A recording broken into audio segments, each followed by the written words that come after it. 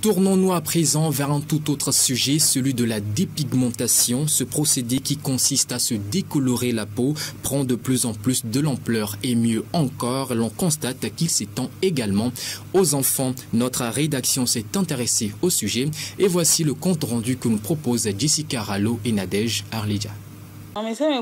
Chacun est libre de faire son choix. Selon moi, ce n'est pas une bonne chose. L'interdire à son prochain lui donnera l'impression que tu t'opposes au fait qu'il ou qu'elle soit belle. La dépigmentation en soi est très mal. Dieu nous a donné des peaux différentes. Il faut s'en tenir. Pourtant, la dépigmentation demeure un phénomène de plus en plus récurrent au sein de la population togolaise en particulier. Elle se définit comme l'ensemble des procédés visant à obtenir un éclaircissement de la peau dans un but cosmétique. Si l'on a tendance à croire que ce procédé ne concerne qu'une tranche d'âge relativement élevée, il faut cependant notifier qu'il touche également les enfants. En fait, bien dommage selon certains.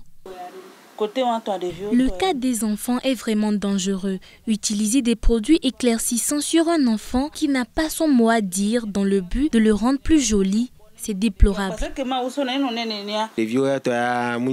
La dépigmentation des enfants est vraiment mauvaise. À la longue, la peau de l'enfant se retrouve en piteux état.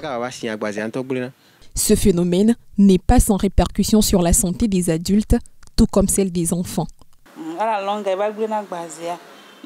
Même si tu te procures de bons produits, arrivé au moment où tu ne trouveras plus d'argent pour t'en procurer, ta peau sera vraiment endommagée et c'est irréversible.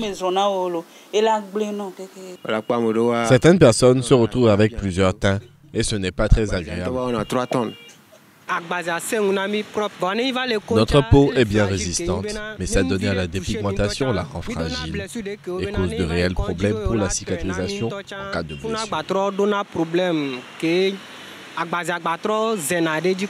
Pour lutter contre ce phénomène grandissant, il urge de multiplier des initiatives de sensibilisation au sein de la population, d'autant plus qu'il tend à devenir un réel problème de santé majeur.